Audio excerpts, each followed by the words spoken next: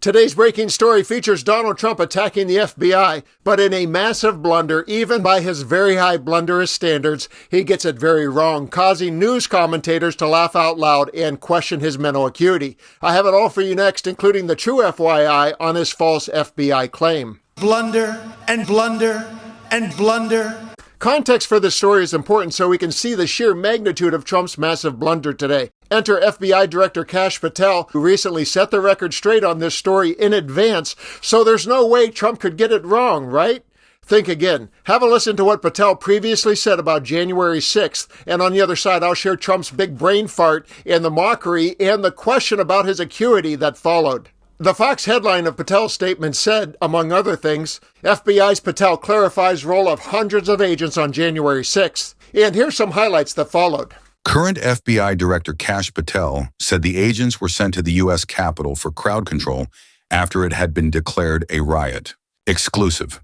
The FBI responded on Saturday to a report that 274 plainclothes agents were at the U.S. Capitol riot on January 6, 2021. Clarifying the role of Bureau personnel while still blasting former Director Christopher Wray. While the agents were on hand, they were sent in after the riot had begun to try to control the unruly crowd, officials told Fox News Digital. That is not the proper role of FBI agents, and Wray was not forthcoming about what happened when he testified numerous times on Capitol Hill, Director Kash Patel said. Agents were sent into a crowd control mission after the riot was declared by Metro Police, something that goes against FBI standards, Patel told Fox News Digital. This was the failure of a corrupt leadership that lied to Congress and to the American people about what really happened.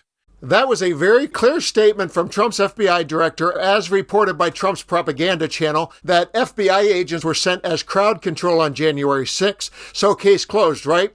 Well, maybe the memory center of his brain took a direct hit from a Titleist Pro V1 golf ball yesterday because he posted something just after midnight that caused an MSNBC panel to erupt in embarrassing laughter. That one man, Donald Trump, as we know, he loves social media and he's up late.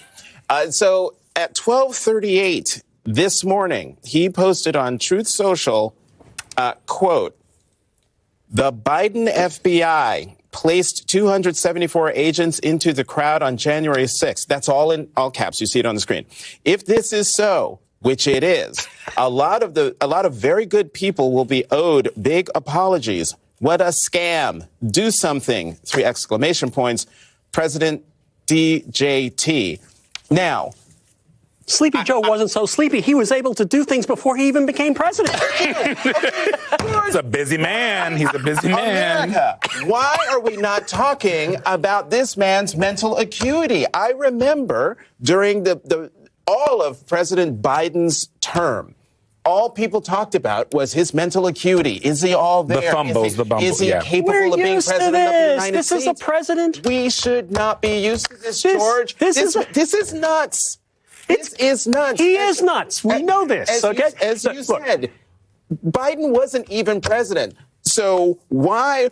Where are the doctors? Okay. Where are the doctors? Look, remember at the speech at the Lincoln Memorial, I guess it was 2019 or 2018, 2019, and he talked about Revolutionary War airports. This is not new. His brain is mush. It's always been mush. Well, yes. And that's not the worst part of it. What? Right? No, it's not the worst part of it. The fact that his brain is deteriorating is not the worst part of it. The first is he's never been right in the head. Okay, I mean, this whole bit with the Nobel Prize and how he's mad that he didn't get the Nobel Prize because somebody else got it for actually doing things that Nobel Prize winners are supposed to do. The most comical piece in that is Trump figuratively yelling out, "Do something," into the ether. Since it was after midnight, maybe he was having a bad dream and unconsciously typed it into Truth Social. I know when I'm having bad dreams and being chased, or I'm naked in public, or my teeth are falling out, or all three at the same time, I sometimes yell, "Do something," to no one in particular. Doesn't everyone? The man is obviously unhinged and losing his marbles, and I think we all have the feeling of wanting something to be done, and sooner rather than later. Well, it just so happens that there is an opportunity for anti-Trumpers to do something this coming Saturday, and I'll give the final word to Robert De Niro to explain the unique opportunity. The original No Kings protest was 250 years ago. Americans decided they didn't want to live under the rule of King George III.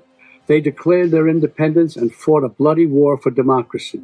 We've had 2.5 centuries of democracy since then, often challenging, sometimes messy, always essential. And we fought in 2 world wars to preserve it. Now we have a would-be king who wants to take it away, King Donald I. Fuck that. We're rising up again this time, non-violently, raising our voices to declare no kings. I'm Robert De Niro, asking you to stand up and be counted in the nationwide No Kings protest on October 18th. Visit nokings.org to find, volunteer, or host a protest near you. We're all in this together, indivisible, with liberty and justice for all.